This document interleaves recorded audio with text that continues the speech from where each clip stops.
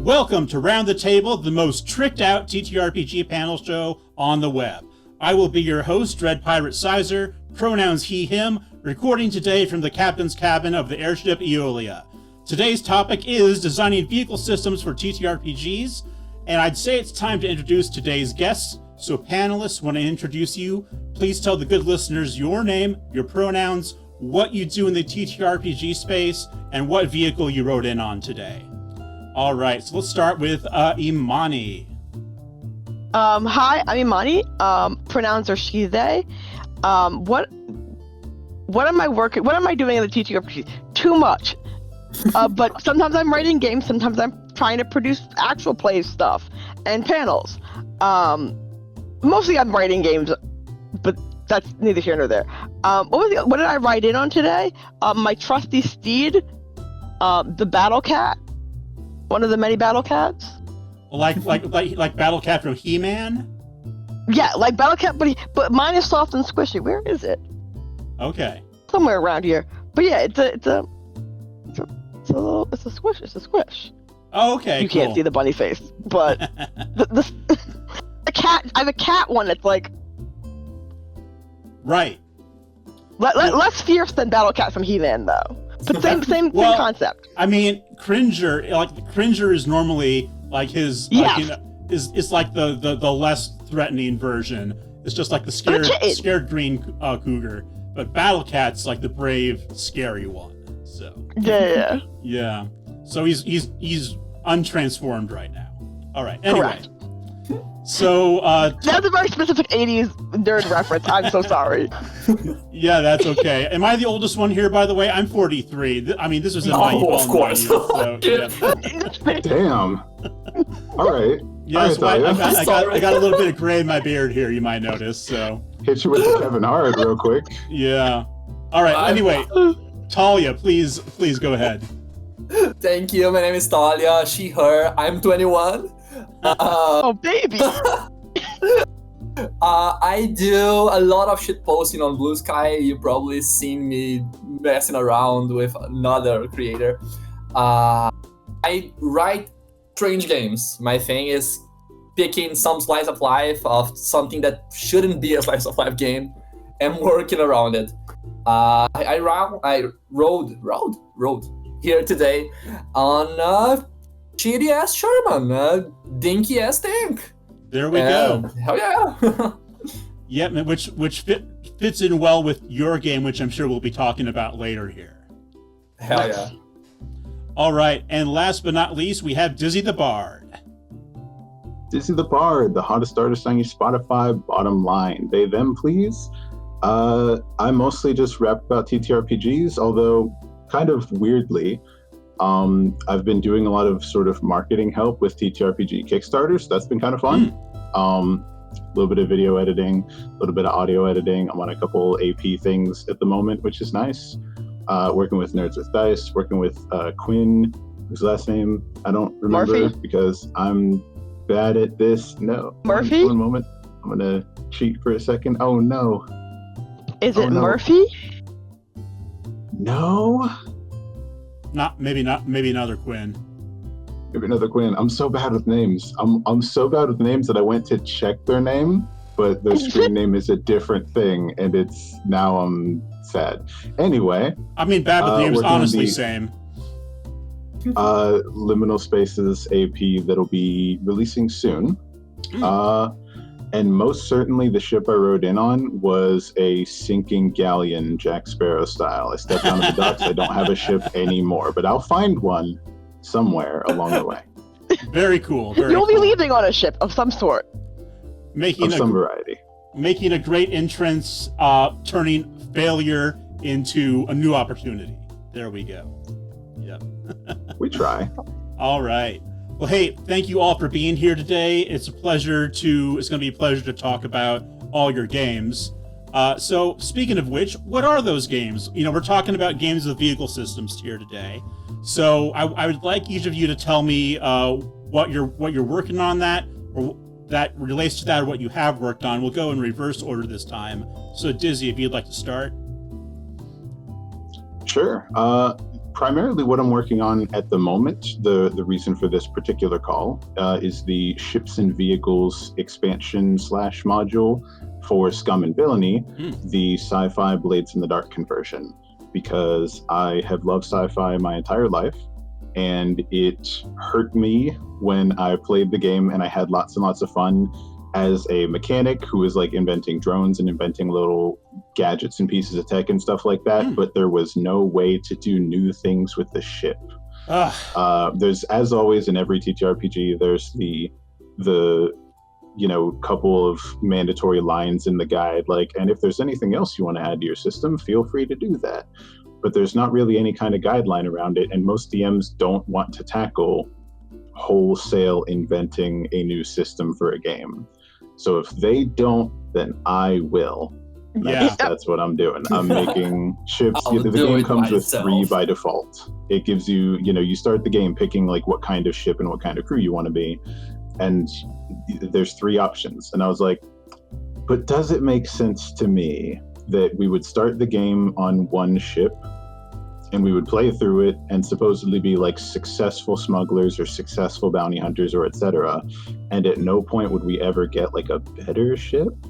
Like, you can upgrade your ship a little bit. You can like put a med bay in there or something, but I would never ever buy a new ship. I'll never get attacked and have my ship destroyed and need to go ship shopping.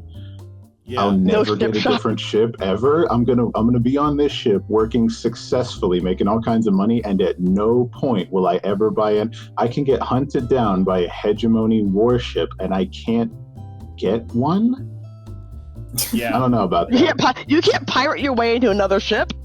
Yeah, explicitly 2 of the 3 ship kinds and crew kinds are criminals. And at no point am I gonna get like a stolen or scrapped or etc. like hegemony warship. I get why you wouldn't want to have to try and balance those rules yourself, but somebody needs to make them. Because I would like that ship, please. For a game that's clearly inspired by Star Wars to some degree, with the huge amount of ships that are available in that universe. 3 total, and they only reference, and so like 2 of them are a certain kind of size of ship, and you can go down and land them on a planet, and the 3rd one's too big to land on a planet. That's a cool piece of flavor text. Mechanically, how does that work? There are no rules around it. They don't say. It just says this ship is too large for you to take it into atmosphere. And I'm like, all right, well, get a bigger planet. Why would you ever want it then? but how does that work? And every module is like, oh, this is a shields module. Add shields to your ship. And I'm like, okay, what does that mean? They're like, it means your ship has shields. I don't know. I'm like, well, okay, but but how? Yeah. This module that you can put in your ship, it adds a galley so that you can have home-cooked meals. All right, how does that it mechanically costs money to buy that module, but what does it mechanically provide? There's no answer. Meals. There's another one that's like, you can have a pet Xeno on your ship. You can have like a pet on the ship that runs around through the vent systems and stuff. That's awesome. What does it do for me? Yep. So I read through all these rules and I was like, there's work to do. There's work to do here. And I will do it because I need answers for all of these questions. I need them desperately. And you can be the one to fill in those blanks. So I will do it. I will sit for hours and hours and hours, and I will take every module description, upgrade, ability, ship, statistic, and I'll write out the definition that the book gives, and then I'll expand that definition into mechanics and numbers that can actually be tangibly enforced, and then I will add more of them so that there are not only 3 ships, there are instead a couple dozen ships at least, and there are rules for creating your own ship and how many modules can go in it depending on the size of the ship and how much it costs depending on how new it is, and how much shielding there is, and how much hull there is, and all these things that I feel like need to be answered in a sci-fi setting with as much variety as sci-fi demands. Cool. And we'll get into more of that as we move into our question section. But Talia, tell us about the kinds of vehicle-based games that you have come up with. So, just an addendum to what Daisy just said. What do you mean there is just like 3 ships on Scum and Villainy? Like, I haven't got a chance to read the book, but damn, that's insane. We'll get back to it, but I like very grounded things. Just like Daisy said, I'm very frustrated when games doesn't like provide the not only flavor but the mechanical repercussions to make vehicles cool to use. Like not only give them depth but give them purpose. So with this, not question but motive on my head and a very stupid bet with my editor, I made a World War II tanker game. I'm a huge history buff. I played around and served with my local World War II museum, and we made some very cool things with like reenactment and such. So this whole historical setting was very present in my life. So when it came to making a game about it, making a very tangible, very dirty, very scruffy game about tankers, I went in exactly that direction. The game is very, I guess, fancily convoluted.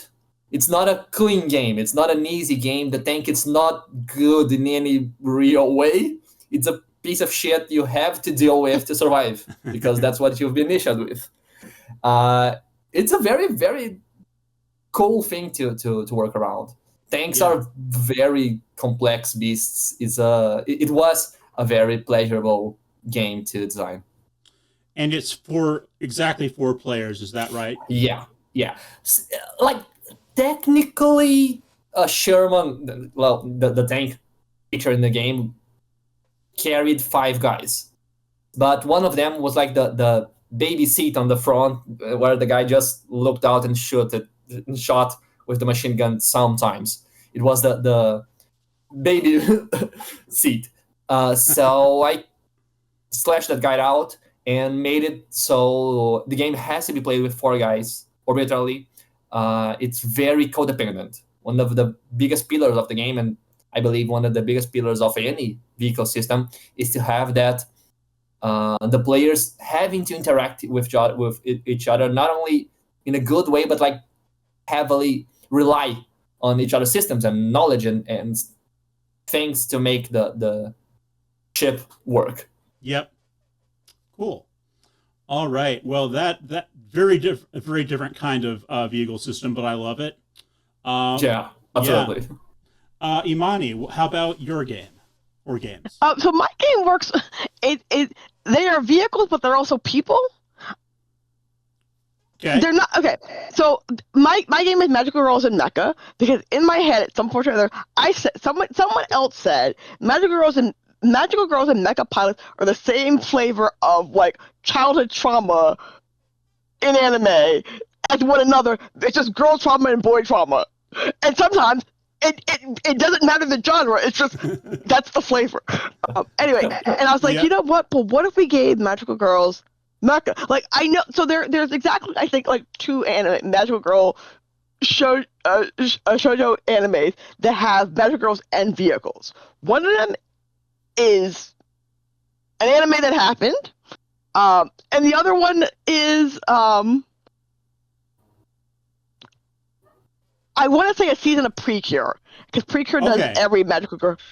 They do. I'm pretty sure it's a season of Precure. But also this Magical Knights of Rare. So my thought was, what if I took? I don't know if anyone remembers Metabots. A little bit. Metabots, Transformers, Magical Knights of Rares, and give them to Magical Girls. Cool. Yeah. And you know, there's a new Ray Earth adaptation coming out too. I don't know if you've heard that. There. Yeah. But, I did see that. That was a show I never really got into, but I remember seeing the DVDs and stuff back in the 90s when we still worried about filling up our shelves.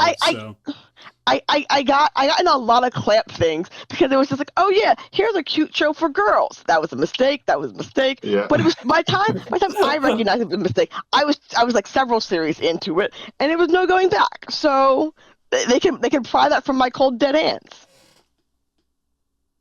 Okay. I do remember struggling to try and catch Cardcaptor Sakura. I never found it in time. I would catch like the last 6 minutes of the episode and I'd be like, oh, damn it. Cardcaptor Sakura is again one of my favorite clamp series, but like, should you been showing up to kids? Probably not. There's some like side plot backstory things that happen, and I'm just like, wow, that's a lot to unpack there. Yeah. But it was so cute, and the soundtrack was so adorable, and she had rollerblades. And it definitely feels like Sakura was often dealing things that are aged up past her maturity level. It's like that's a 10-year-old. Stop asking them to save the world. I need. Yep. All right.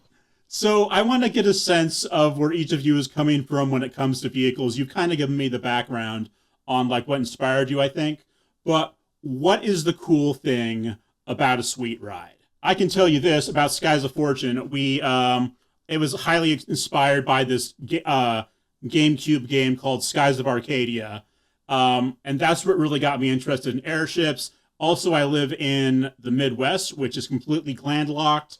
And the idea of nautical adventures is very romantic to me. The idea of flying through the sky in a ship is super cool. Also a big Final Fantasy fan. Yeah. But I like the feeling. I like the feeling of like going out in a ship with all your friends and like having a good time, having adventures. That is what really drew me to making a game based around airships that includes like airship combat with cannons and magical elemental powers thrown in. Yeah, for sure. I mean, when it comes to like really cool rides, so like it's funny. So Magical Girls and Mecha, they're mecha transformer sentient little car thingies, but like I think they're cool because like you made that because like in the context of the game, they are expressions of the Magical Girls self in a car form, because Magical Girl Lieutenant, that one season where they're all cars, lives rent free in my mind. Yeah. And I am a hodgepodge of all my random inspirations.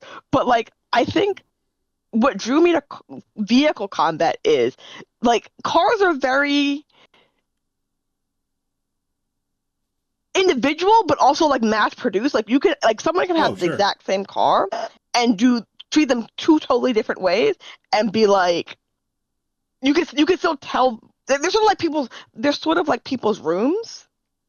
Sure. Where like they can tell you a lot about a person based on whether they even have one or don't have one in terms of priority. Because like I don't have a car, I have a scooter because that's like my personality does not lend towards owning a car. It would be. Yeah, and you live in a place where you may not even need to, right? No, I exist. No, I exist in LA. I do need a car. I just am very new. I'm very New York and refuse to I refuse to give in to that. I am so aggressively like, no, I can walk that 1 mile to the train station. I don't need a car. In it's LA, fun. you sure? But to like make a similar metaphor to what you're saying, you could have like living in an apartment that was exactly the same as the person across the hall, but live in the same room. But if your room is drastically different from theirs, it tells you a lot about that person. Yeah, it's a very way. And cars are sort of like a public version of that, because like everyone's car is sort of in the like outside in the world. People see your car, unlike your room. You don't have to invite someone to walk past your car and see. It's covered in anime stickers. I know everything I need to know about you, depending what kind of anime stickers you have. For sure. Well, how many bumper stickers you got, what your political leanings might be, know, what your sense of humor is, whether if you have kids or not, because some people are weird and tell the public that, where they go to school. Oof, yeah, that's true. So how about the other two of you? What's cool about vehicles? Well, I believe like the main thing that draws me to not only vehicle, but like as I said, I'm a huge history buff. I love like militaristic themes and such. And a lot of that setting is about restrictions and like being not only bound by certain rules, but having to follow protocols. You can't like operate a tank or a fighter jet or whatever without following its own set of rules. And having this, I guess, like meta thematically boundary around an RPG gives the table a lot of reverse leeway. I believe you have to do certain things at certain moments, and this throws the story in insanely different ways. Having 4 guys wanting to like tell a super dramatic and romantic stories, as you said, but filtered through the lens of military procedures makes the output so weird, and that weirdness is so charming to me. The vehicles, it's just another level above that. The tank, as in 12 hours, is extremely similar on every playthrough. You can have like slight modifications or slight iterations of whatever you're doing from game to game, but essentially y'all are riding the same issue thing, the same crew, the same seats, but who's doing what and where is where the limitations of being a tank and having to deal with all the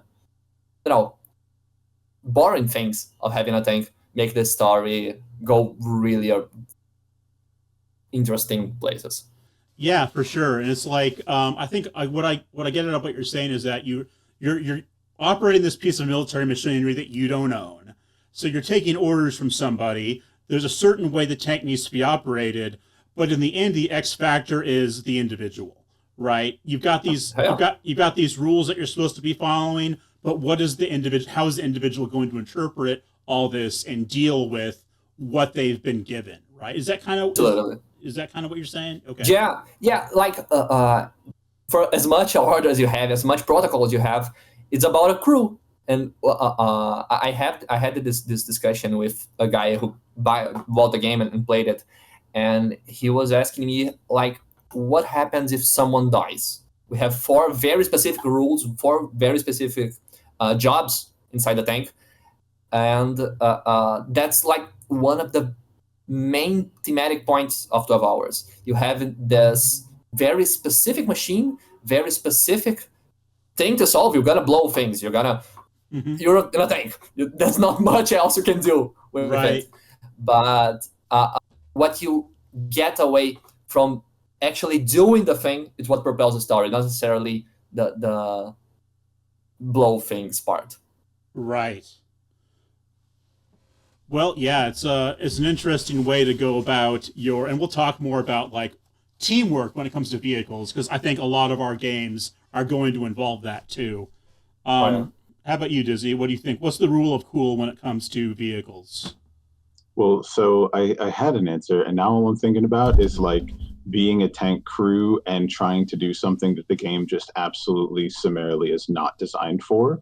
Like, let's do this. We're a 4-person crew in a tank. There's only so much you could do. I disagree. Let's go fight a dragon. We have to successfully climb this mountain and manage our supplies. And then, it can fly, so that's a problem.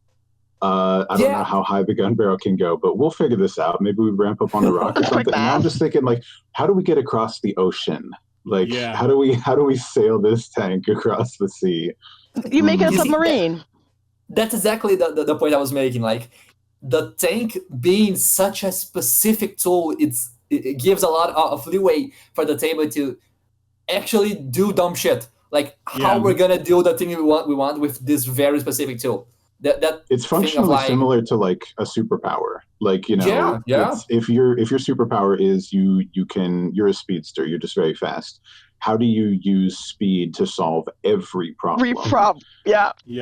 So it's like, okay, how do you use this tank to solve every problem? Exactly. You give it magic. Yeah. There was this. old anime, Those Who Hunt Elves. It was an isekai where this group of misfits goes to another fantasy world, but they have a tank too. Yeah, Everything's the same, that's but you awesome. have a tank. Yeah. But yeah, I think the rule of cool to me is very similar to yours. I've lived my entire life fantasizing about that old sort of. It's one of those things. I think we live in the worst period of history for feeling this way, because a very long time ago there was a lot of the world that was as yet to be considered unexplored by whoever was thinking about it. Sure. Though the world wasn't so interconnected. So the prospect of going to another country, sailing across the ocean, wandering into the jungle, climbing a mountain, things like that were this very spirited adventure in your mind, because all of that stuff was new. All of that stuff was relatively very unknown. And now sort of the equivalent, I guess, would be like plunging the depths of the ocean. And I don't want to do that. Terrifying. Terrifying. We Leave live in it a time to where James that's already Cameron. kind of we'll let him do that as safely as he can, and I'm going to stay up here and I'm going to be dry and not in a submarine. Correct. But I would take the way more dangerous risk of getting in a starship and exploring the galaxy. That'd be way worse. It's definitely more dangerous than being in a submarine. It definitely is, but I'd still do it. I would do neither. there's this I'm a thing coward. where, the past is you could go places and explore things because everything wasn't known yet.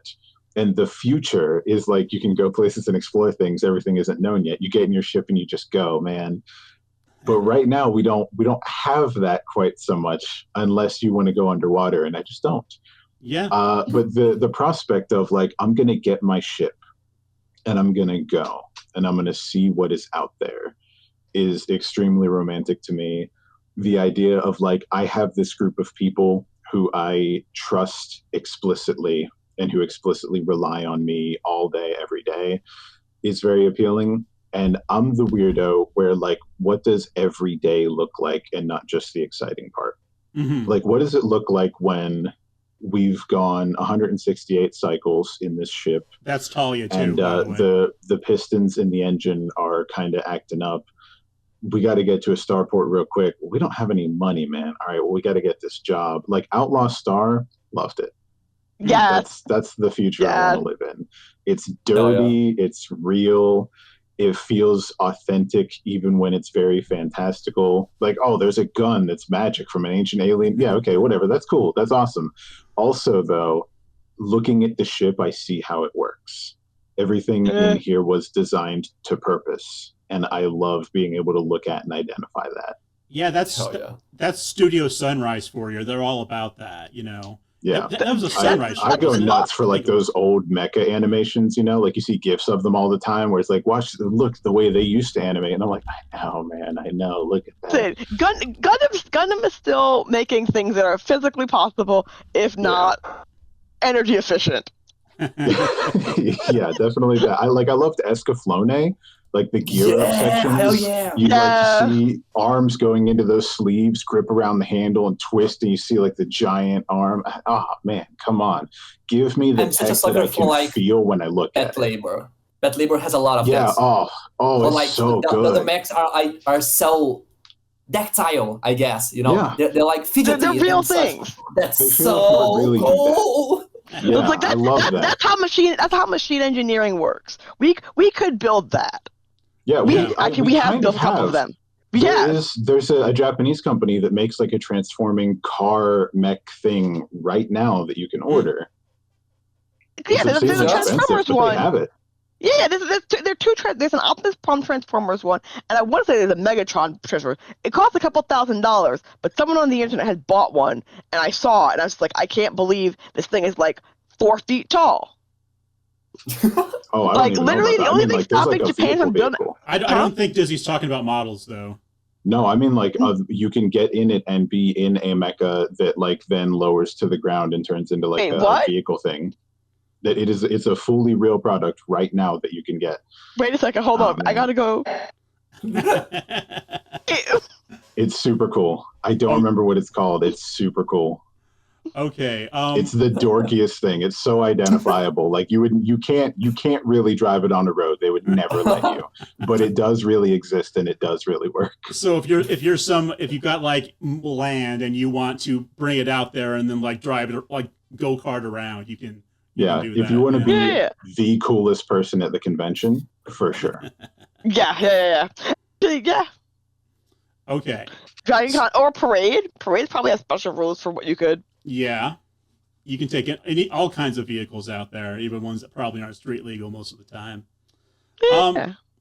All right. So, what approach do you all take when incorporating the vehicles into your game? Is it like the main system, a subsystem, something else? I'll explain what I mean here with my own example. Skies of Fortune, the Sky Pirate RPG. You make a pirate. You're mostly going to be playing as that pirate, going out doing piratey things, swinging around, stealing stuff, treasure hunting, all that good stuff. So you got a character that can do that. The vehicle, the airship stuff is a secondary system to that. So there is an airship combat system. There's going to be an upgrade system, a bunch of other stuff, right? But it is not the main system. You're not going to be having that ship character sheet in front of you the entire time. So to what extent or in what way do vehicles fit into your game? Or yeah. So I have an easy answer for that, I think. In Scum and Villainy, at least, and in Blades in the Dark, similarly with the hideout sort of feature or mechanic. In Scum and Villainy, the ship is meant to act as a source of abilities and bonuses for the crew for other things. It's sort of never intended to be a primary mechanic. And that's kind of what I'm seeking to change with the expansion I'm working on. Like I would like it to be a bigger deal, because currently the way the game is structured, it's essentially like a checklist of abilities. Like if you have this thing in the ship that you also have, it's a game about essentially pulling missions or heists or gigs or what have you, and those are going to be happening planetary. They're happening planetside. You're going on to some planet or some space station or something, and you're executing this mission, and you're using character skills and abilities. You're going to be running, you're going to be sneaking into places, hacking data pads, etc. The ship has nothing to do with any of that. You just kind of also have a ship so that you can get between these planets instead of like driving between cities. You're flying between star systems. And the ship is filled with upgrades. So like one upgrade is you can have planetary vehicles that you own. So you don't have to figure out transportation when you get onto a planet. You have that. Or you can have better weapons or things like that. And the ship in Scum and Villainy is really just meant to enable more options for the character once they're off the ship. So my sort of approach to it is like, well, I have experienced relatively few sci-fi settings where I felt totally satisfied with little to no ship and vehicle involvement at all. To me, a major tenet of sci-fi is these fantastical buildings, these fantastical vehicles, this fantastical technology, all these things that we like to imagine could maybe potentially theoretically exist one day in the condition that we see them in sci-fi. And like ships represent like the core tenet of like the unknown and the exploration and like the scale of sci-fi.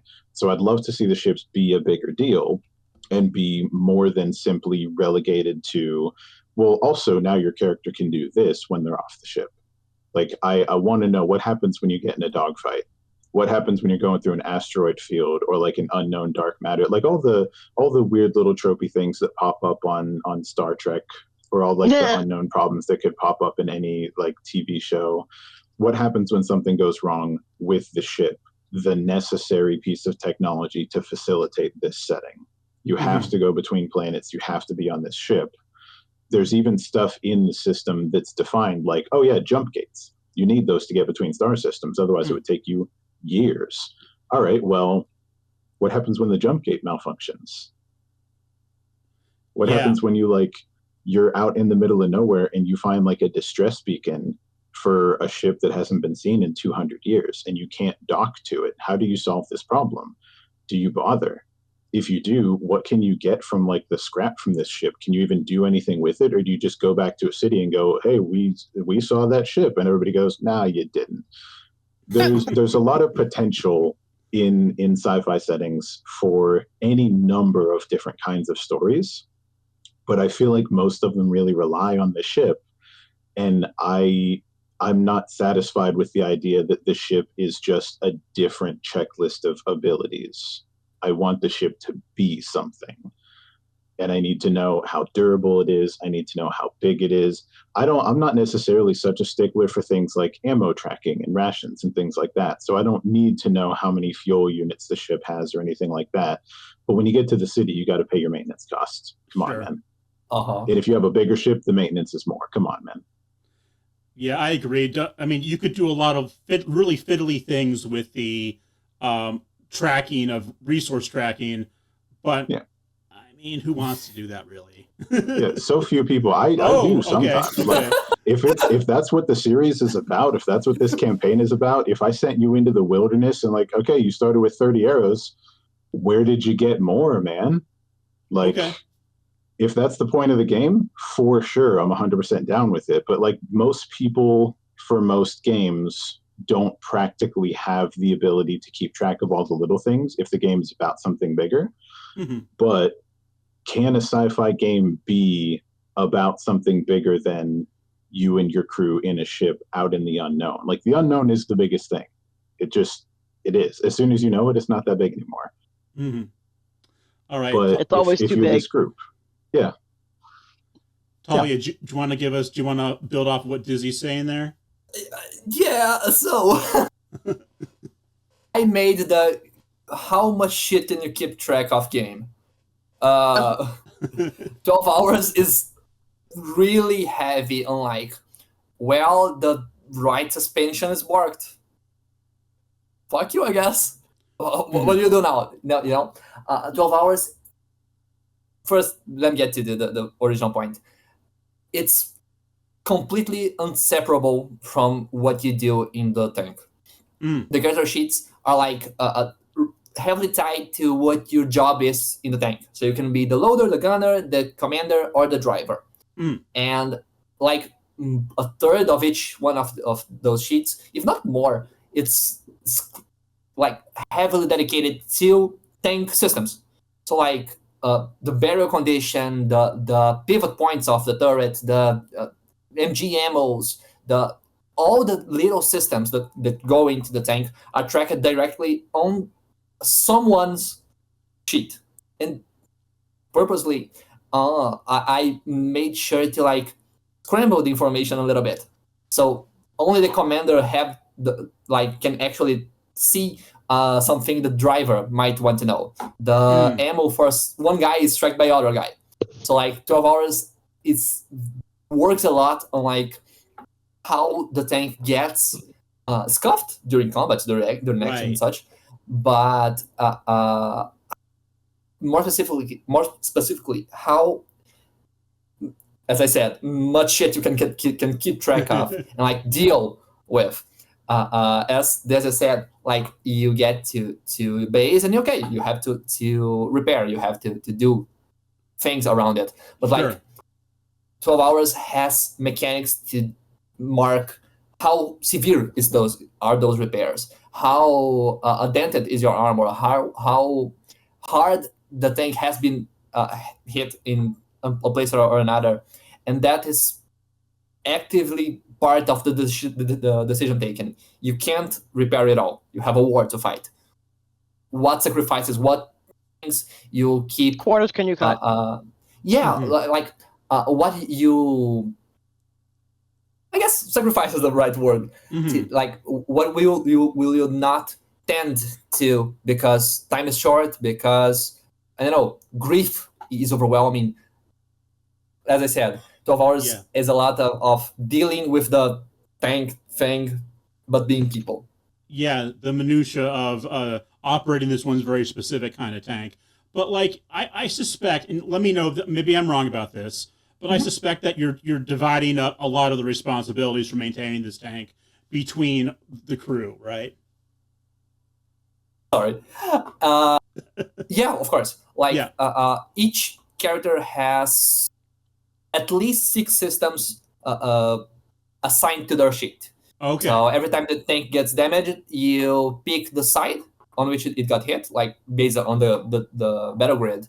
And that player rolls a dice, makes the armor ablation calculation that the game has, and that person is now responsible and has to keep a little bit of track of how damaged that system is. Right. So you have like things on and off the tank, in and out the tank. How you deal with them and how they actually affect you is all very clearly written. It's not a lot of cognitive load as much as it is a lot of shit to keep track of. The game is made to like stutter you a little. Okay. So like I think that there are like military simulationist type people who are really going to enjoy that. Yeah, I had an experience on Blue Sky that was like awesome. I believe I talked with you about it, but when I was like marketing, the first things about 12 hours in English, as I said before, I'm Brazilian. I'm just starting to make content in English.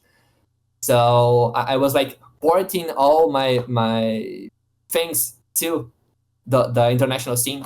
And one of those was a screenshot of the damaged systems 12 Hours has. It was like how the tank can stop and give you trouble. And 2 guys that were like actual duty tankers on like the Middle East read that and said like, shit, that happened to us, you know? It was such a cool moment to see people that not only like the team as I do, but lived that, actually identifying with the game and having a blast with it. Which is great because that's really hard to do for like military stuff too, right? You know, so much Hollywood stuff that gets put out there. You'll get military folks who are like, "Oh, that's nothing. That's bullshit," you know. I'm one of those folks. I grew up on a very militarized community, I believe, and I like had my dad and his friends all the time being, oh no, that movie is bullshit, that kid is bullshit. So I grew to like games and material where things are not necessarily very like realistic, but convey the right feeling, the right experience. That's way more valuable to actual military guys than, super strict fidelity. Okay. Cool. Well, yeah, I'm glad that you've given some good feedback on that. So, Imani, I've got a specific question about Magical Girls and Mech, if I may. So, your character is the magical girl or the mech, or you're sort of role-playing both? Yes. In the current version of it, you're role-playing both. But so the way Magical Girls and Mecha is meant to be played, it's play by post via Discord. So it's like text-based roleplay. And so I was talking to someone recently, and they're like, no, have the mecha and the magical girl be played by 2 separate people. Because I was saying the mechas are their own sentient people, their own sentient ideas, the way Digimon are their own sentient ideas, the way Pokemon are their own sentient ideas. But like with more personality than like a Transformer, more personality than a Pokemon. And so I'm thinking about reframing the system in which it is 2 separate people, that it's a team effort. Like every pair is an actual, like, it's a team game. Like, yeah. And like what I was thinking about was kind of like almost like Super Sentai, like Power Rangers, where you've got the power, the Sentai, the Ranger, and then you've got the Zord or the Zord, right? So that's how it originally was. That's how I was originally treated, but like just smaller Zords. But then I was just like, but I kept referencing myself Metabots, and the Metabots and Metabots are sentient, real things with feelings and emotions and history and personality. So like I was like, maybe I should give them, but I was like, I didn't want to have the player having to do both, because one of the things I don't like as someone who played like Pathfinder and played like a hunter, playing both my character and my companion, it gets a little self-referential. I don't know. You know what I mean? Like it would be more. I think I could design it to be more fun as a pair. Okay, cool. Yeah. So, getting back to the original question, how are the vehicles sort of going to be incorporated, or how do you envision that being incorporated? Oh, my envision is teamwork makes the dream work. Terrible turn of phrase, real annoying, very corporate. But I envision it be like this is my chosen Pokemon, but like not necessarily where you like find the Pokemon and you bond with them, but so much as like they're a representation. The vehicle is a representation of the Magical Girl's inner self. The way Magical Girl transformations are a representation of the Magical Girl's inner self, but like in robot form. So, yeah. Yeah, no, I get that. It's kind of an anime trope, you know. It's like an idealized self-image, sort of, right? Huh? Kind of like an idealized self-image. Yeah, or not even necessarily the idealized self-image, but like, because one of the things I do enjoy in Magical Girl is when they like not level up but change and mature the character. Mm-hmm. It's like suddenly, like weird reference, but it's like Tommy going from being the Green Ranger to being the White Ranger to being the Red Ranger as he becomes a different version of himself and a better like that. Yeah, that makes sense. Changing the Super Sentai color, and Magical Girls are basically just like all female Sentai in a way. Yeah, because they're even color coded, right? It's like sparkly Sentai. They're sparkly Sentai. Sparkly Sentai. I would like to add something on what Imani said. I believe you guys won't know this game, but this one, Full Metal Korea, it's a national game. Have not seen it. No. A friend of mine. Full Metal what? Full Metal Korea. It's a word in Portuguese that means like like a homeboy. like homie or something. Yeah, not only homie, but like the the way you see your homeboy, like that man you trust your life with, and that silly guy you have on your side. Your crew. That's a Korea. Yeah. Oh, okay, I see what you're saying. And like super very meta-botsy, like look at the bots. And I after reading Triangle Agency, I started running Full Metal Korea as like not my kid and his bot game, but my kid as my character and someone else at the table being my Korea. It gives the dynamic of the, as you said, like that Pokemon thing, you have that ball that is like, it defines your character. It is like half of your identity, but you don't necessarily is it. You merely coexist. Right? Yeah. And that's such a cool dynamic to have with a mech. I want to read your game so bad right now. Yeah. Okay, I've got a very quick sort of technical question about your systems for you. Does your vehicle system require or recommend a grid map, whether squares or hexes? Yeah. Yes. Yeah, go on. That's yes for everybody. Okay, gotcha. No, I don't think so. Oh, yours doesn't. Okay. So BitD and Scum both are almost exclusively theater of the mind. Okay. And I think it works better for the system to keep it that way. Real quick, can I see the back cover of that again? Was one of those mechs a full stop hammer? Yeah. Yes. Here. The little one here. Oh, yeah. Oh, he has a hammer. Okay. All right. Yeah. I thought the whole guy was just a hammer. And I was like, no, it's just like a very tiny guy with a massive hammer. Yeah. Still awesome. Yeah.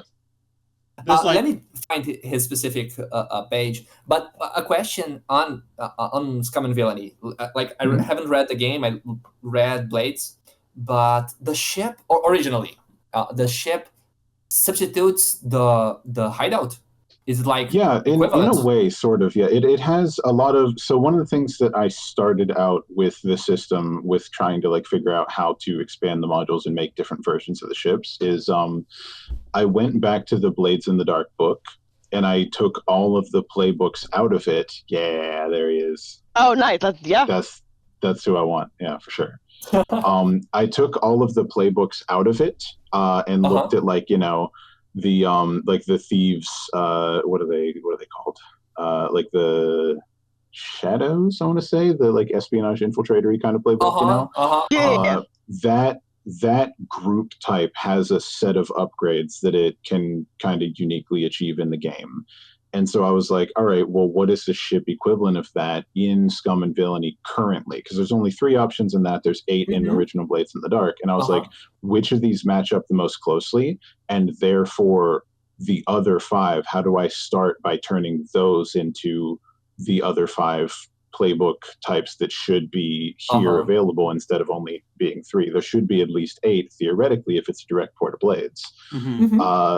And so by doing that, it's really clear that certain abilities are like a mostly direct, mostly kind of one-to-one conversion of stuff from Blades. Like they use all the same abilities on your character's sheet, and in order to port it, they made it so that a lot of the upgrades are substantially similar. So it's like, oh, well, you can have 3 load in a light loadout. You can have 5. You can have 8, whatever. And so one of the abilities is obviously, will you add 2 to that for a certain type or a certain ship type, as it may be, like you have different equipment. Another one is like, what is even like a good example? I'm completely blanking on it because I've been working on like the one I'm adding to it for so long. It has to do with like like there's a stealth option. So like one of the hideout types in Blades is like you can have like a hidden hideout. Instead of people knowing where your crew is, you can be hidden. And there's an upgrade in Scum and Villainy that's like you can disguise your ship as a different kind of ship so that it's not obvious that you're a bounty hunter crew, that kind of thing. So there's certain stuff that directly ported over. And when I noticed that a lot of like the hideout types are what became like ship upgrades. And so like what was weird to me is that in the Scum and Villainy system, unlike in Blades in the Dark, there are like universal ship upgrades. Like you can put a galley in any ship, you can have an alien pet in any ship, you can put a med bay in any ship, etc. And then there's certain things that are a crew upgrade. So in like Blades in the Dark, you can have like your character gets special abilities and gets certain upgrades, or your crew gets certain upgrades or abilities. And then there's like the territory system, the claims that give you other systems. The ship is sort of like claims, except you don't have to unlock them in a certain order like you do in Blades in the Dark. And you don't have to get them by like attacking another faction like you do in Blades in the Dark. You can just theoretically, you can just kind of like buy upgrades. The book suggests that you have to find them instead of just being able to buy them anywhere at any point. But like it's hardly a limitation in the way that it is in Blades. And I was just like, it feels like there should be more options.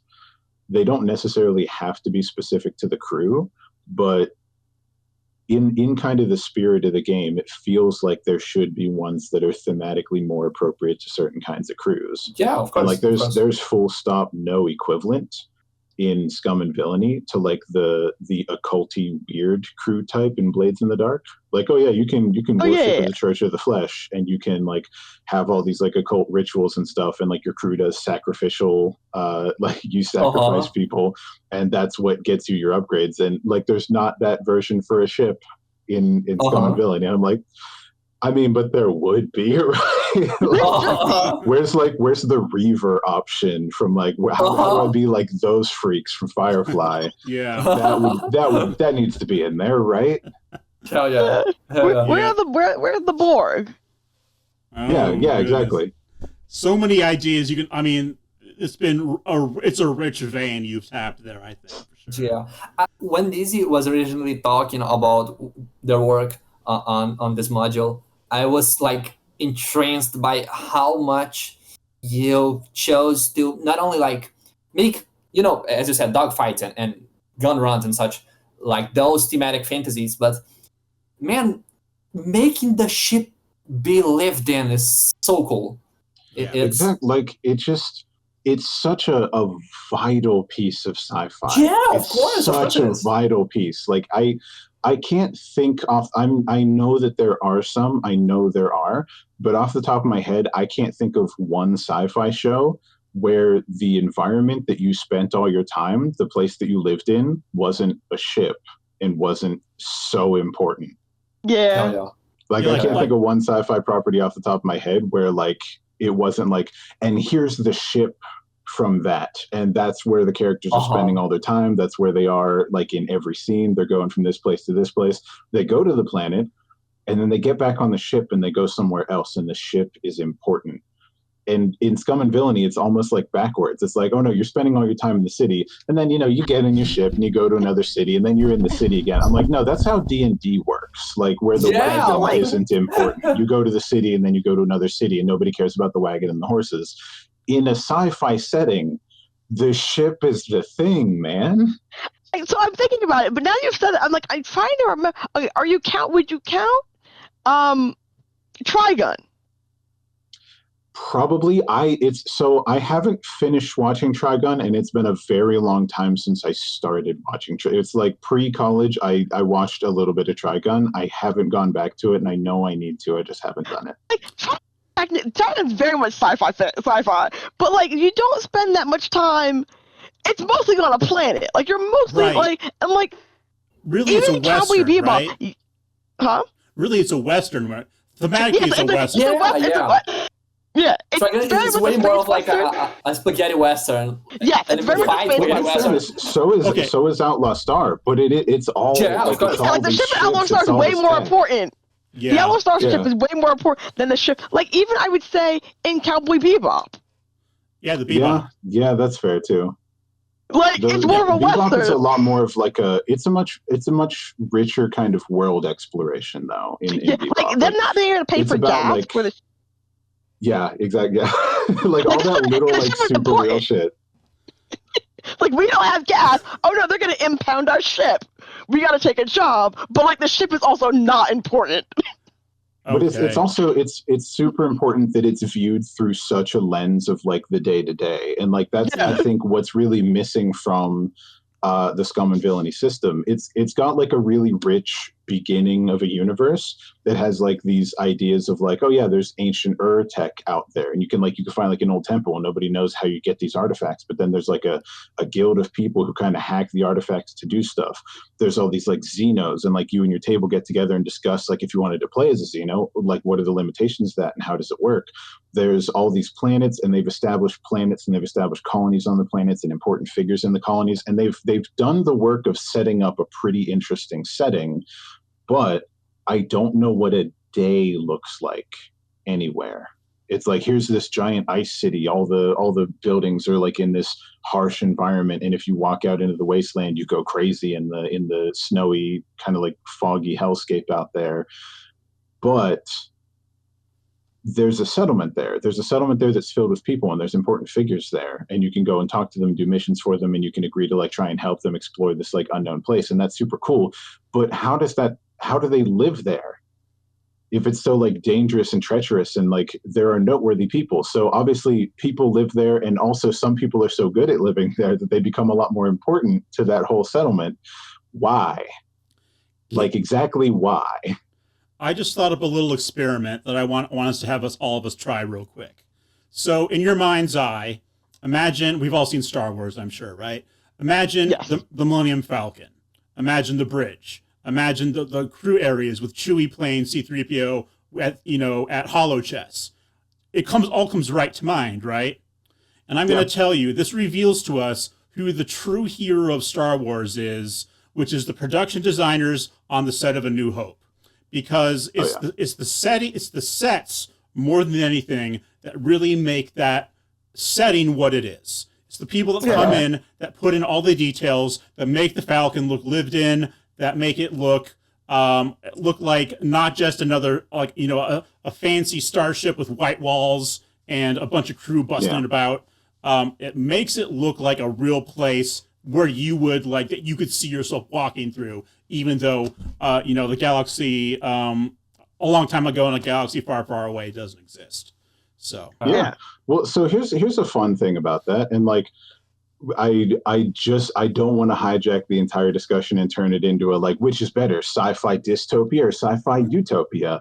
The symmetry in Star Trek suggests it's a and all of that aside. The cool thing to me in Star Wars specifically is exactly that. Like you can picture how lived in the Millennium Falcon is. You can picture like the Mos Eisley Cantina and the rest of it. Like you see those sweeping overhead shots and you're like, yeah, this feels so authentic. This feels legitimate. And then you think of like the interior of any Imperial ship and how sanitized it is and how clean. stale. And Yeah. you look at all like the little pieces of tech in the Millennium Falcon, you're like, yeah, this like janky pile of bolts is like, it's barely clinging together. And every inch of this place is capitalized on and necessary. You can see where like power had to be rerouted from there to there in this janky solution, and it all feels authentic. You see the inside of the Death Star, you see the inside of a TIE fighter, and you're like, none of this feels authentic. This feels wrong. Because this feels corporate. Yeah. It feels corporate, but even more than corporate, it doesn't feel like the structure serves any purpose other than like intimidation and scale. Yeah, like walking around inside of any it doesn't, like all the light panels on the wall that are like weirdly shaped or something, it doesn't feel like there's a reason for it. It wasn't necessary. The inside of the Millennium Falcon, the inside of any of like the rebel ships, any of the rebel spaces, the commuter ships, the towns, the cities, all that stuff, it all feels like there's a reason for everything to be the way that it is. And the reason is because like that's how it had to be. Like that's what they could afford. That's what they could manage to like stick together and make it workable. It all feels like that's just how it had to go. But the inside of all of the Imperial spaces, all of that like highly polished, highly decorated, like machined, built, white glossy, all these spaces, all of it doesn't feel like that's how it needed to be at all. It all feels completely artificial. It all feels completely devoid of life. And I think that's incredible because both sides of that coin tell such a specific story about like the intent behind it. 100%. Yeah. And it's all like, nobody ever like walks you through the corridors and goes like, oh yes, and this is this way because of this. Nobody does that. No. The fans do that. To. Yep. Your eyes do that when you watch the movie. But it just like, all these spaces, even when they feel fake the way that like the big Imperial spaces do, like they feel artificial, I guess is really the best word I can think of. It's a facade. It's not. It's not authentic. It's horrible, but it does feel intentional, and it does feel like it feels correct. It feels like that is exactly the way that it would be, and it is that way for a reason. It's just disconcerting. And I wish that we got more explorations of spaces like that in worlds like that in sci-fi. Like it's mostly about the story. It's mostly about like the adventure, whatever story they're trying to tell. And that's the cool thing with something like Cowboy Bebop. It's the cool thing with something like Outlaw Star. They'll take a minute and they'll just kind of be somewhere, and you get to look around and be like, yeah, this place makes sense. There needs to be a Silmarillion for sci-fi. There certainly is. There's so many. There's nothing that sci-fi fans love more than to write their opinion about the sci-fi stuff that they like. Like making a module on Scum and Villainy. It's gotta be a 300-page dissertation about why the Earth is flat and how the giant is a giant tree in the background holding it up, and the roots are plumable. Yeah. But so to circle around to, I think that's why like any given vehicle system to me has to read like, I understand why this works this way, and it contributes something to the world for it to work that way. Okay. I have a question. Please. For the panelists. Are planets vehicles? I mean, I guess they can be. Could be. They can be. I mean, on this Starship Earth. In Transformers, in friggin' Star Wars, they are, right? In Star Wars, Starkiller was a drivable planet. Yeah. Starkiller base. and like Unicron, the enormous transformer from the Oh, Transformers yeah. movie, right? Yeah, I mean, did you have something specific you were thinking about there, Imani? No, I was just thinking about making a game in which you are planets competing for the best slot in the solar system. Oh, Yeah, you could do that. You could make. I think you could. That sounds like a board game to me. I mean, I wouldn't have to be, but I think I can definitely see that happening. I played that game. It's called Cosmos. It's very cool. Oh, okay. Really? Yeah. It's like a deck builder, planet builder game. You're trying to be like the most efficient planet on your orbit. Yeah. Okay. Okay, you can send me a link to that game because I am now curious. Talking about board games and tying like back to game design and what Daisy was saying, I, as we talked before, am a huge board game nerd, and we are playing a campaign of ISS Vanguard. I don't know if you guys have ever heard of it. I haven't played it yet. It's a massive game. It's like 90 plus hours of legacy game. It's super cool. And one of my favorite features of the game is like the titular ISS Vanguard is like your ship cruising the space, trying to find the origins of a secret cipher we discovered on the human genome. So like we are a massive human expedition, a ship with like thousands and thousands of people trying to find why we are human. Okay. And one of the best parts of this whole game, and like a thing that ties a lot with how I design games, is that half of your sessions in Vanguard are ship phases, is how the game calls it. You have a huge like binder book. I don't know how it is called in English, but like those very big filing books where you have plastic pockets to put cards and such. Yeah. Like you know, you put like MTG your cards in, or yeah, one of those. Yeah, it's I mean, like a massive binder. a binder with like card sleeves in Card it. slots. Yeah. Exactly. You have a huge binder book of those, and each page of it, not page, but each like spread of it is a different section of the ship you have to walk through as a captain. So like you start at the bridge, you take a choice at the bridge. You go to the crisis room, you solve a crisis. You go to the infirmary, you see your wounded man. Every game, every time you go to the ship, you have to like pick up the captain mantle and do those protocols. And like the game is super narrative. The game has a huge script book and like random events and such. But this integration on the design, on like making you do and making you have to deal with those, as Daisy said, day-to-day activities of a ship is so massively important to me. And of course, it's something I integrated on 12 hours. Like a third of the book is what you do when you're not fighting. Like how you patch yourself up, how you kill time, how do you distress between missions. Those things, and having that not only represented through mechanics, but being something you can fiddle with and touch. And like, as I said, 12-hour sheets are super busy and confusing. The ISS book literally makes you do a runway throughout the ship. It's that kind of semi-diegetic integration of theming and rules is massively crucial. Yeah, that sounds interesting. It's like, yeah, okay, and like ISS Vanguard is a good ISS Vanguard is a good game. I too have it, and I'm very the ship the way they manage the way they make you manage your ship was one of the selling points. Not only the ship, but like I'm, as we said, I'm a very slice of lifey girl. I really like this day-to-day, this like very tactile experience, and opening Vanguard for the first time and having like a huge deck of volunteers you will have to recruit and dig out of their previous work to do something on the ship.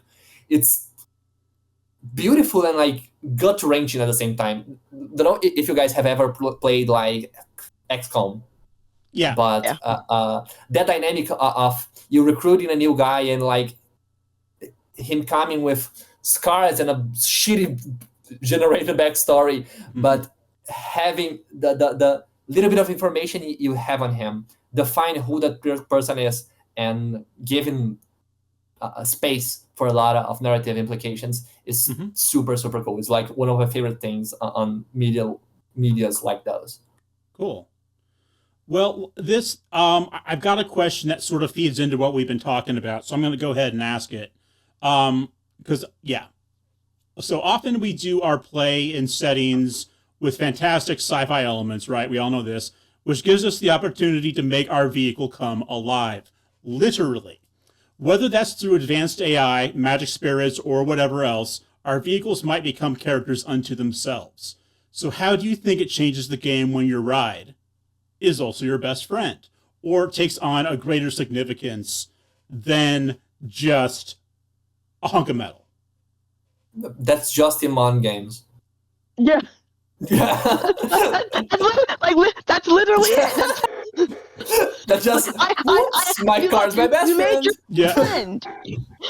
Your best friend came. You pressed the button and you pressed the button on the key fob. The door opened and your best friend walked in or rolled in this case. But you can ride them. They're our rideable friends. Rideable friends. Right. So to give you an idea, I mean, and you used to be like livestock, right? Like horses and things that you would ride who could be your best friend. And I suppose that's still true in TTRPGs in many cases. But like in Skies of Fortune, the airship, if you wanted to get it to move, you have to convince an elemental spirit to bind itself to your ship, and you have to do it willingly. You can't force them to do it, right? So you have to typically offer them something in exchange for hanging out with you for quite a while. That it influences things like what kind of ship you have, like does it have sails, does it have propellers, does it have thrusters, etc., etc. But what it comes down to is that this gives the DM or the GM another NPC to work with when it comes to like the people aboard the ship, right? If the GM, it may be that the ship has its own ideas. The ship spirit has its own ideas about what adventures you should be doing, or what like cargo it's willing to carry, or whether it wants to be out in a storm, or any other number of things that could complicate your life. But maybe those complications also turn into like little beloved aspects or character moments of interacting with your ship. But I got this idea from Robin Hobb's series Ship of Magic, where the ship becomes alive after a certain number of generations of people captaining it, and has its own ideas about what it wants to do, right? So we just kind of ran with that a little bit, and I really like the idea of having a ship that you can also, like a vehicle you can also, that's also sentient, you can also talk to. First of all, I loved like the as we were talking about Star Wars, that reminded me of, I don't know, controversial opinion, but like I love Solo. It's like one of my favorite movies on the franchise. Okay. And having the I thought to remember her name now. No, I believe it was L3, but like Lando's droid that becomes a part of the navigation system of the Falcon. Having that thing of like your ship being stubborn, your ship not only being a place, a thing you reside on and you use to travel, but a bit of that Western feeling of like you having to deal with your horse. You have that thing, the ship, your quarters have feelings, your spaces have not only a purpose, a very material thing, as Daisy was bringing up, but giving that emotional layer to something inanimate is super, super cool. I really want to see how you executed that on Skies of Fortune. Yeah, that's gonna be one of the next things I'm working on. We're working on party scale stuff mostly right now, but then I'm moving on to airship development after that. So. Yeah, no, like the other thing is too, like I said, it sort of makes your ship like a horse, and you gotta pick one that like likes you and will like open the door for you and not lock you out of the ship in the middle of an emergency, or like also all of a sudden, oh, you gave your ship the wrong kind of fuel. I guess we're gonna like just turn the AC on high blast, and you'll just have to get a blanket. Like you gotta manage your ship's personality. You do a little That's bit, yeah. a very interesting thing to work around. Like I felt a little bit called out by the question because my game's about a tin can with a gun. Well, it doesn't have a lot of emotion. But I still think even so, Talia, that even if your ship or even if your tank can't literally talk, I think it can come to mean something to the tankers, right? Oh,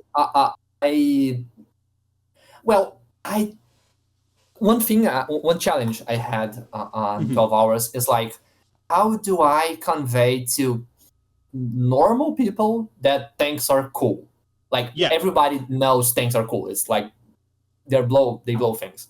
But how do you make the nitty gritty? As I said before, 12 hours is a game about managing shit. How do I make the shit you manage interesting? Yeah. And the first like half of the manual, it's only through the rules, of course, describing how each little thing of the Sherman, that specific model you are piloting, you are crewing, works and interacts with each other. It, as we said, it isn't a living thing, but the amount of history, the amount of folklore built around it, 60 years of service of Sherman tanks gave me enough material to make a manual where, while learning the game, you learn a lot about the little dinky green blob you're crewing, Yeah. So like, even so, the rules don't give you that space to, like, as we were talking, discuss with the tank. It is represented to limitations and challenges you will face while crewing it, and that's our kind of characterization. Yeah, it is. It is. And that's one thing I think, and you probably have like the tankers making the space their own too, right? Oh, of course. They're going to be putting up like postcards and pictures of people at home and bringing in knickknacks and doing all the other things. That chapter I mentioned, where like we're describing the tank and such, I wanted to make a whole point about how Shermans were incredibly customizable. We don't have a lot of information nowadays about it, like only a few pics and such. But famously, tank crewmates would like fiddle with the tank shape. It would like put antlers and such, and strap logs to the side of it, and walk around with extra threads and sandbags to like make your tank look sick. And that was very, very, very badly seen by Patton and other commanding units. Well, so there's like get it.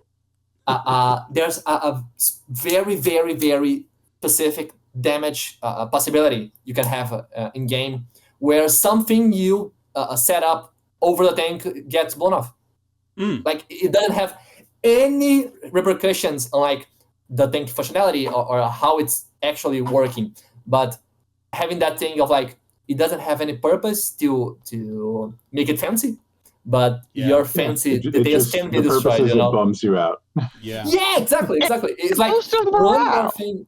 Yeah, exactly. And like as I said, the damage is always rolled. It's always based on what your armor can hold at certain points. So like, sometimes you want to get more severely hit, and so that the Christmas tree behind the tank doesn't get crushed. The game has it puts you in that position, or like, you want to make this super generic tank yours. It doesn't make you do it, but like, I majored in fashion. Like a huge part of my course is about how we humans have a insane desire to make things pretty, or make things look sick, or make things look scary. It's like our nature to put spikes and paint on things. Sure. And of course, a tank wouldn't be an exception to the rule. Yeah. Make it trick it out like a Viking warship or something, you know? Yeah. Or like those Japanese trucks with the lights all over them. I don't think I've seen that, but I'm going to have to look it up. Oh, they're so cool. I don't remember what again, I'm so bad with names. I don't remember what literally anything is called ever, but it's called something like super trucks or mega trucks or something like that. Yeah. And it's just like people take semi trucks trucks and they cover them in like neon piping and like hundreds of lights and stuff. It's very cool. I'm very jealous of. There's a very similar thing around here in Brazil where like we have a very staunch image of the trucker, you know, like the figure of the caminhoneiro is very hard here, and it is also a synonym for butch. So like queer representation. So but a lot of the trucker vibe in Brazil is painting your truck and making it look sick. We have like semis with like 2-3 trailers all painted up, all like muraled up to you know, make it look sick. Yeah, it's a very very interesting thing to see. It is. I'm gonna give you a really profound observation here about vehicles. Okay, so listen up, dig the wax out of your ears. Okay, most vehicles move forward in the direction they're pointed in. Yeah. So with that established, does vehicle facing matter in your system? Yeah, I know it matters in Talia's system. How about you, Imani? Have you my game is literally called like pointing forward. So right. Yeah, a lot. How about you, Imani? How do you? Okay. Yes, because I have a very nice hex grid. Cool. And so here's the thing. So Magical Girls and Mecha is meant to be played by post via Discord. The grid is it's actually more it can technically be done by theater of the mind. Like it doesn't really, like, you don't need to see the grid in your head. It just makes things easier, but there is spacing in terms of like you get bonus points, you get bonus damage when you attack from behind. Like yeah, absolutely. I have a nice hex grid, so I'm just like there are sides you can be diagonal from someone. Yep, makes sense. And it's like you got I was gonna say kind of like Final Fantasy Tactics style, if you will. Yeah, it's very Final Fantasy Tactics style. And is there like facing as far as like firearms go? If you have those? It's just physical facing on the board. Okay. Now, go ahead. So just a little then on that. How big is your grid? Like scale-wise, how big is one hex?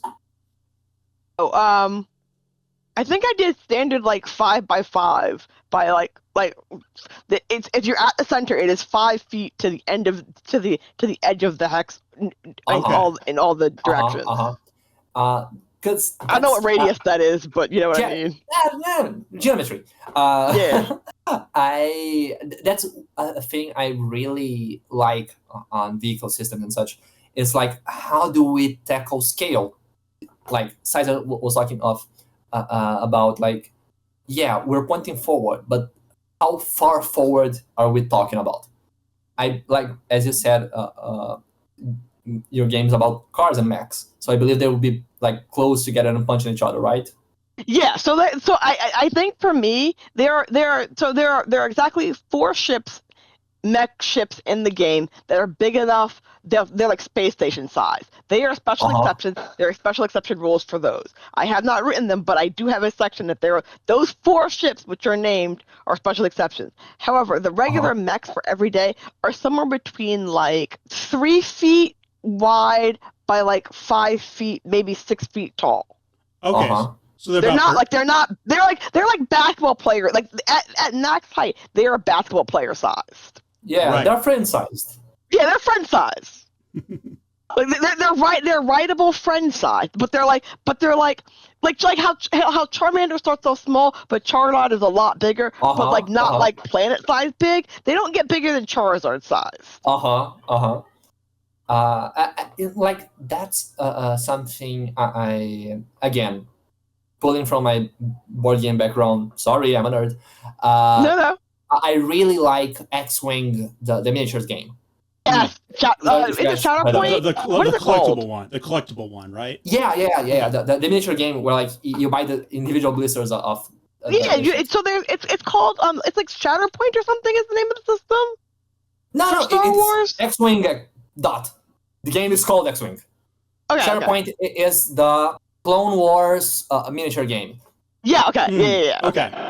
So in X-Wing, you have a set scale, but the game never specifies how big we're talking. Like you have ships, you have their size roughly accurate to each other, but we have like units, rulers with like 1 to 5 size, 1 to 5 speed, as the game calls it, and we never go much more granular than that.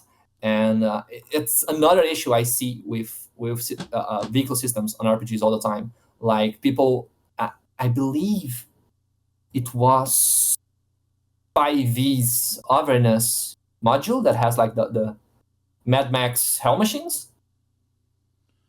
Not sure. I know one D&D module has like Mad Max shit. Well, I can tell you that I know that I did an interview with the homie, the dude developer, Bodie and Emily, and they did a unit. They did a module, well, system agnostic, but kind of D&D coded, called Scorched Basin, which is like fantasy, but with Mad Max machines. Is that what you're thinking of, or I mean, that's not an official product. No, I'm really lacking on my D&D knowledge, but I know there's like an official adventure where the players get Mad Max Hell machines. Okay. I believe you. My knowledge of D&D is. I think it's Descent into Avernus, or it's one of the Avernus ones. You get Hell machine. They're like Hell Rider or something like that. There are Hell machines. I don't know in which Hell adventure it is. Yeah. Anyway, it treats the battlefield as like not on the battlefield, but like the machines as parts of the map space, the battle map. But like it treats the battle map just as player characters would treat it. It's like the standard 5 feet square grid. While riding 12 hours, that bugged me so much, especially after playing Twilight 2000, the new Free League edition. The game has it operates on 5 meter wide hexes. That's like 20 cheeseburgers or something. Yeah. But like the having a smaller scale map, so like bigger hexes, makes the impact of having a machine, at least in my opinion, makes the impact of moving that machine and having a bigger play area and having like hexes with a lot of buildings, having hexes with size appropriate not only obstacles but set dressing for the vehicle tend to make the game flow a little bit more punchy, I believe. Okay. It's very underwhelming to have to like, this car moves a shit ton of hexes every round. Yeah. It feels like you're patching over people-sized system with the vehicle pieces, you know? Yeah. Yeah, when you put something that can move 60 feet in one turn on something that on the same grid that something that moves 10 feet on one turn, it doesn't really work. No. Yeah, like, and how big you have to have like a real table to make that work. We don't have enough space for that. Yeah. And Star Wars Armada, the board game, struggles from a similar thing. Yeah, because there's ships of all different sizes. It's crazy. Armada's insane. I had to Google it to make sure I got the name right. Yeah. But I watched one group of people played one game of it, and they definitely played it wrong. But even watching them play it, I was like, I know for sure, even if they were playing this right, they would need more room than that, and that's a really big table already. Yeah. I don't know how you're supposed to play this. So on X-Wing, the official like tournament regulated size for the playing area is a meter for a meter. So like I don't know how much that is in feet. Yeah, it's like three and a little bit feet. Yeah. By 3 and a little bit feet. And Armada, if I recall correctly, it's like 1.5 by 2 meters. So Armada usually has very long demands. Enough. You're not going to be able to do it. You're not going to be able to do it at a game shop, that's for sure. Armada, I played one match of it, and it's a very cool game, but very flawed, specifically on that. We have, like, as we were talking about scale, Armada let me down so bad on moving the ship. Like, yeah, big ships, big Star Wars crew, like big destroyers, would be equivalent to like real naval ships, but not having the flexibility to make cool shit with it makes the game, a little bit flat. X-Wing deals with that in a very cool way, though. It has like Corvette-sized ships you can play in a specific game mode, and it like has ramming mechanics. It has like shit turning radius. It's a very interesting way to integrate like how clunky it is to move a massive ship. A big ship, and also not hit your fellow other ships. Oh, hitting a small ship with a Corvette and X-Wing is like an insta kill. It's very. She turned your ship into another ship. Yeah. And one thing, I guess, finishing up at this point, is like I really, really, really, really like when things are purposely clunky. As we're talking, X-Wing has the clunky ship movement. 12 Hours is a game about clunk. And I'm glazing DZ so much today. But like I love how you're implementing clunky shit to deal with on the ship. That's like a bit of thematic flavor I really don't see people doing, because it's scary to make things not optimal. Hard to do. Yeah, not optimal things. People think that the optimal and like working are the ideal way to make a game, but nah.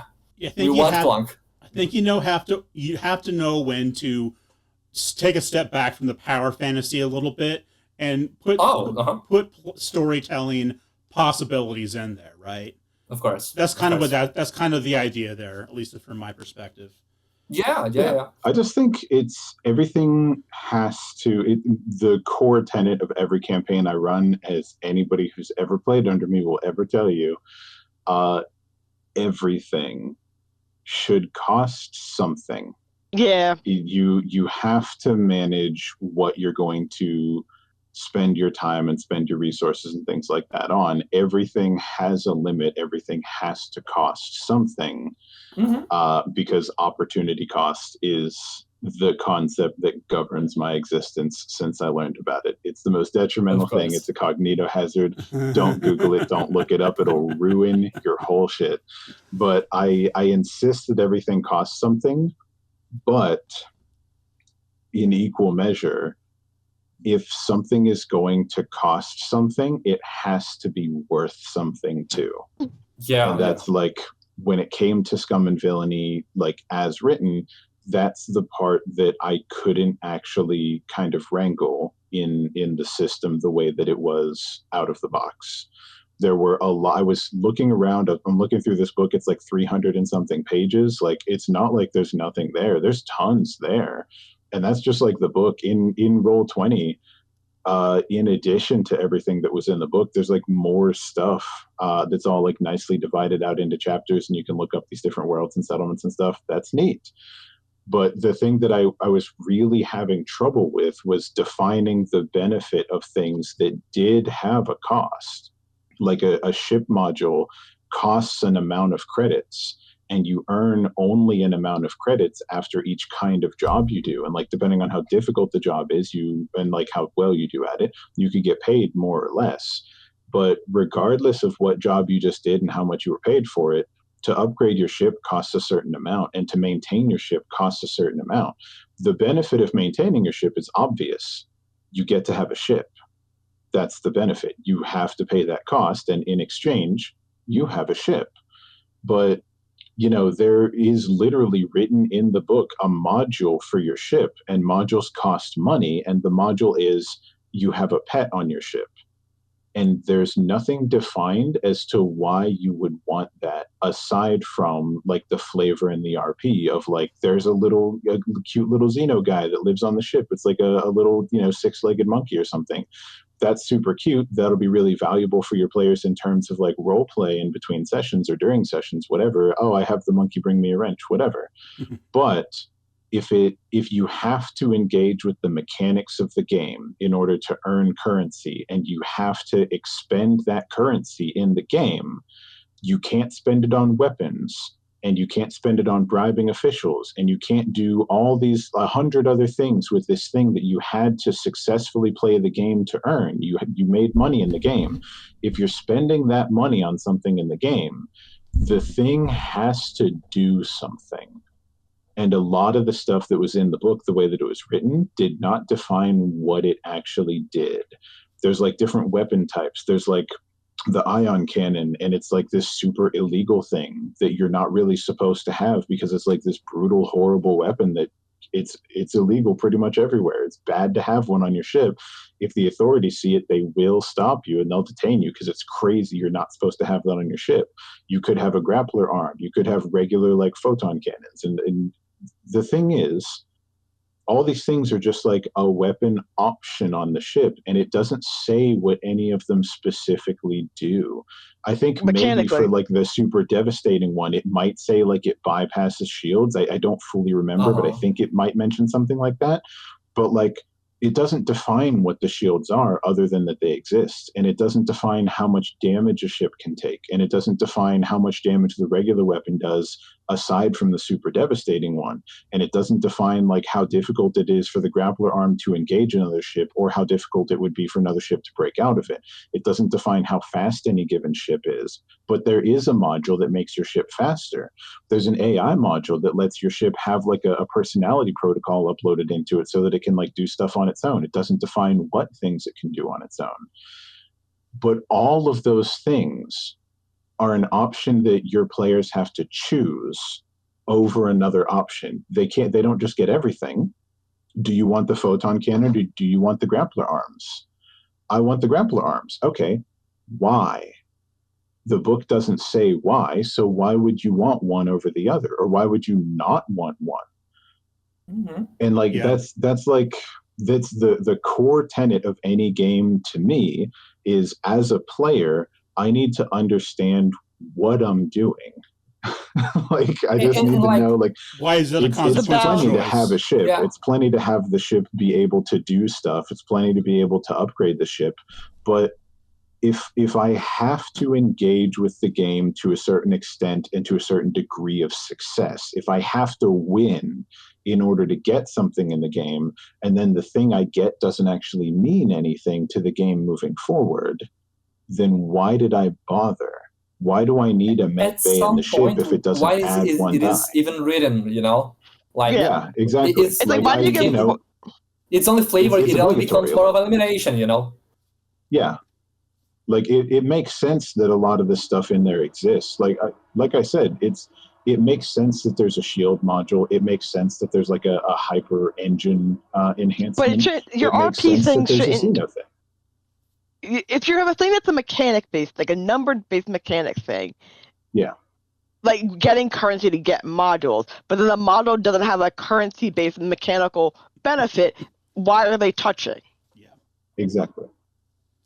Like, and like, especially for a system like this, where, similar to Blades in the Dark, everything it always costs money, and a lot of the time it comes down to whether or not you can locate the thing in the first place. Because like, the system is pretty clear about, it wants you to try, like, it's not enough that the module exists, you have to find it.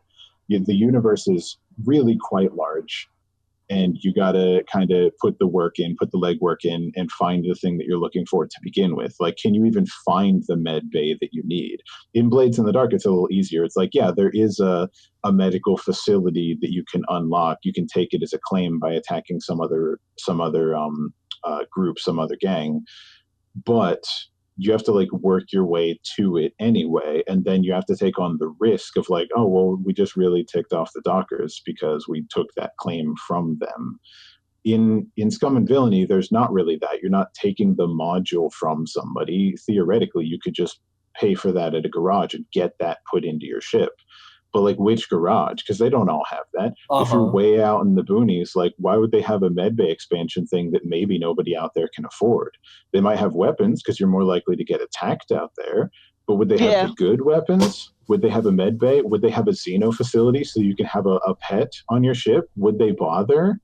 Certainly they would have the galley. Everybody's ship needs a kitchen. How are you going to cook mama's lasagna if you don't have the kitchen on your ship? The game demands that you find these things, demands that you pay for them, but it doesn't offer anything in exchange for all that effort and you sacrificing a real in-game resource. You're spending a resource on functionally nothing. So I need the game to make that functionally something. That's all. 100%. That's all I'm doing. Makes sense. Okay, so let's I'm going to start winding down here. So let me ask you all this. Do you have any aspirations when it comes to creating games in the future with vehicle systems? Like, is there a particular project you're eyeing, or are you just kind of focused on what you're doing right now? Hell yeah. Yeah, yeah. Imani, how about you? Oh, let's talk with Imani first. Please. I want to make Magical Girls and Mecha the system that exists in the play-by-post version and a physical three-dimensional board game version. Oh, nice. With like actual miniatures and like with little rulers you have to measure from. Hell yeah. Cool. Play X-Wing. So like, yeah. You get a lot of good ideas from it. Like, so kind of almost like it's almost like a Magical Girls and Mecha war game almost. Yes. But probably not with like a million different units, just with No. Still technically a team of 10 because again there are 5 magical girls and they have 5 companions, so you get 10 people. Yeah. But yeah. Okay, that's cool. So yeah, you'd be moving all 5 of them around in no, so each or all 10 of them. It wouldn't be it would still be a team-based game. Like you would still have 10 other people. It would sort of become like a party game. Okay. So you get your Magical Girl and your Mecha, and then you're fighting against the other however many people you've got. Yeah. So up to 10 players essentially. Yeah. Is there going to be like could you like fight like the Monster of the Week or something as a team? Yes. Okay. Cool. So PvP. Once again, I come with recommendations. Have you ever read Tail Feathers? I believe it's called. It's a game really like that. It's like a party game-ish war game where you can play PvP or PvE. Hold on, feathers. Where you play as like little mice flying in sparrows, beating the shit out of each other. Oh, okay. So like. I see it. Like kind of like a cross between like a Dragon Riders thing and Redwall. Yeah, exactly. And like you have this dynamic of like you have your board and you have your character. They are separate like people, you know, but they have to like coexist and work together. Exactly like that. I'm now reading the board game gate page. Yeah, no. We like anybody. It's super cute. It's great. Anybody listening to this has gotten a lot of like recommendations today, I think, for various games, and maybe like a few that are like anti-recommendations. Like it didn't sound like we liked Armada very much, but hey, you know what? Disney, you've already got all the money. We don't care. Armada it's a cool game. Awesome. It's awesome. Just think just mishandled. It's that's really the word. It's mishandled. It's good idea, bad execution. To play casually. Okay, fair enough. Yeah. All right. So don't let it be said that we didn't have something nice to say about Armada for you Armada players out there. Okay, Talia, how about you? What are you thinking about for future projects? I'm admin of one of the biggest queer RPG communities here in Brazil, unlike Discord and such. Sure. And what once became as like a shitpost on that community is slowly morphing into a real like awesome game. Yeah. I'm working since like I don't know 3 years ago on the Cold War era fighter jet game. Ooh. But it's like I wanted to make a Star Wars dogfighting game, but I don't want to get sued. So like I pivoted to furries piloting Cold War jets. And the game is like super mega ultra inspired by X-Wing and like that dynamic of flying, but the nitty-gritty mechanical loop is very Dicey Dungeon Is like say that again? Dicey Dungeons, Okay. a PC game. It's a roguelike where you manipulate D6 rolls to use skills. And the whole premise of how you interact with 20 millimeters, this game, is it's rolling your dice and allotting the results to specific things on your dash, on your panel. Right. So it's a very crunchy, very, as we were talking before, very purposefully clunky game about dealing with the complex, messy interfaces of Cold War jets. Yeah. It's a game I'm like really wishing to go back to writing because it was like awesome. The furry rules, I'm not a furry, but like not dealing well with the accusations. The furry rules were banger. I loved how the create your species thing worked. Okay. Well, that makes me just think of Star Fox, right? Yeah, it's very Star Foxy. Very the biggest reference I have is like Star Wars. That thing of we have a carrier, we have our planet, we go on missions, we go on sorties. The whole drama of like pilots not knowing if they're gonna come back. That very tropey pilot story thing. It's almost a sibling game to 12 Hours. It's a very cool project. I want to show the people more. Cool. And do you have a name for it? I didn't hear it if you did. 20 millimeters. 20 millimeters. Okay. Like the cannon caliber. Okay, cool. I love number names. What can I say? Yeah. How about you, Dizzy? You got any future vehicle system plans after your expansion? I think I don't have any specific vehicle plans, but I think I would like to. So, focusing so much on building out and better defining specific mechanics in a game system that I already like has made me want to do that in the form of a new, I guess not really a new system, but I guess I want to start with a new conversion. So, like, ships and vehicles is theoretically an expansion for Scum and Villainy. I think I'd like to create a different, probably Blades in the Dark system. You know, I've spent most of my life playing D&D. I started playing 3.5 back in the Boy Scouts, and then I switched to 5e a few years ago, and it's been well over a decade of D&D things. It's been a decade and a half. It's been more than just over a decade. God, I'm old. But it's one of those, you know, it's easy to write new content for D&D. I get it. And there's probably enough other people doing that I don't have to do it. But I've already seen a really cool Blades in the Dark conversion that is quite good, that I really enjoyed the flavor of, but that I think is dead in the water. I think it doesn't really exist anymore. It's changed hands a number of times, and I don't know that the newest people that it went to are doing anything with it. It's called Blades Against Darkness, and it is functionally a dungeon crawler. It's like a Weird West occult magic post-apocalypse thing. It functions like a Western. It functions like a dungeon crawler. You're delving into a dungeon that is essentially, it's defined as like an ancient arcane computer that nobody knows how it worked.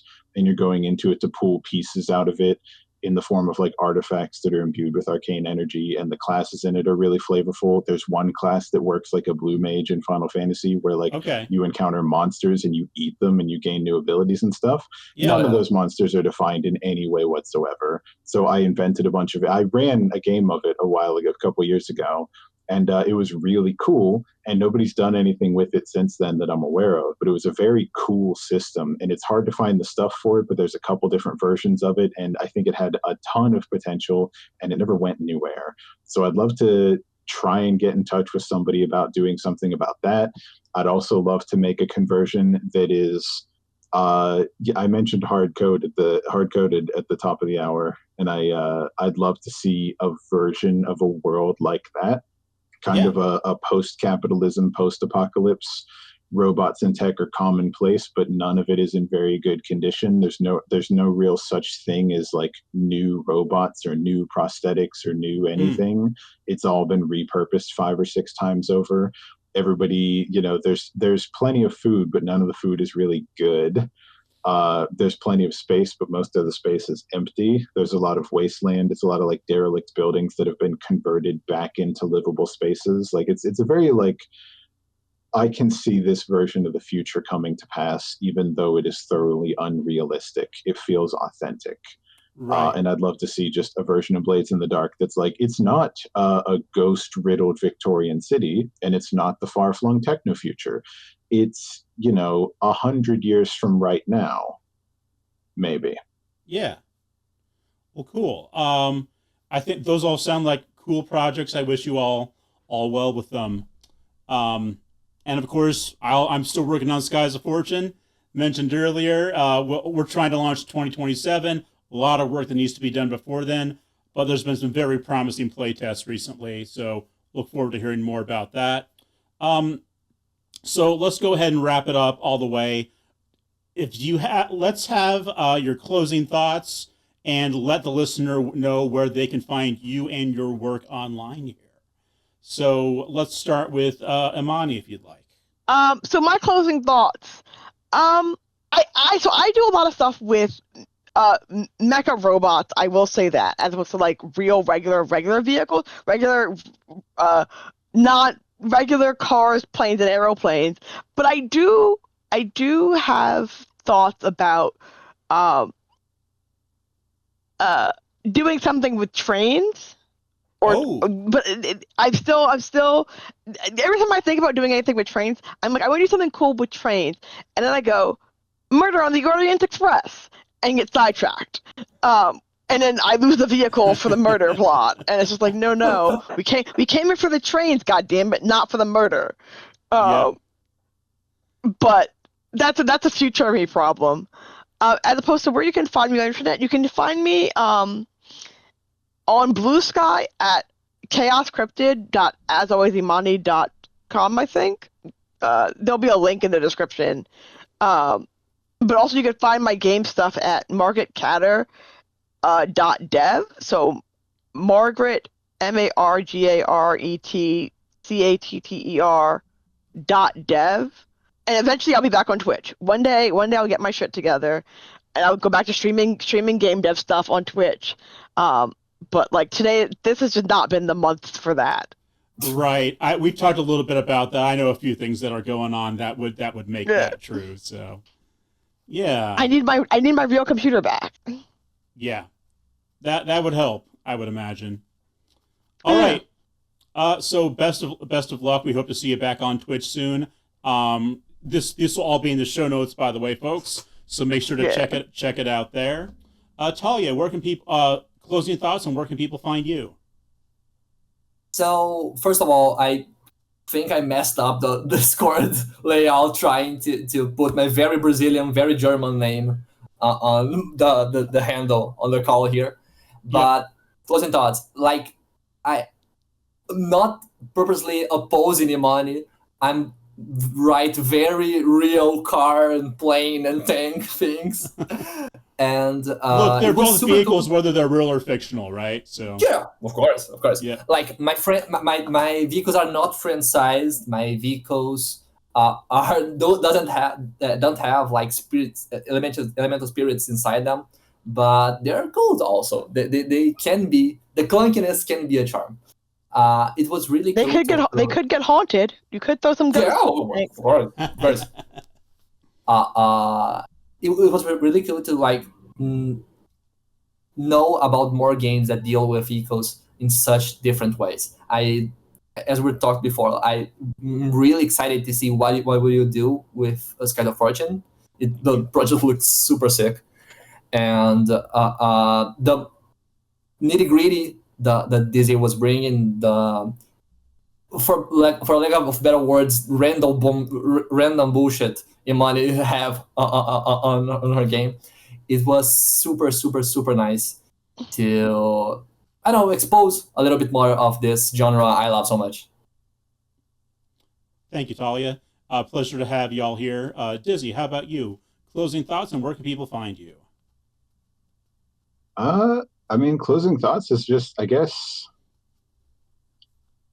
designing any mechanic that is going to require an amount of consideration as to how it would work physically is tricky. And I think that at the end of the day, there's only so much of it that can be defined. And there's a chunk of it that will always have to be sort of adjudicated by whoever's running the game, and amount of it that will have to be kind of creatively worked around or come up with by the players and by the game runner.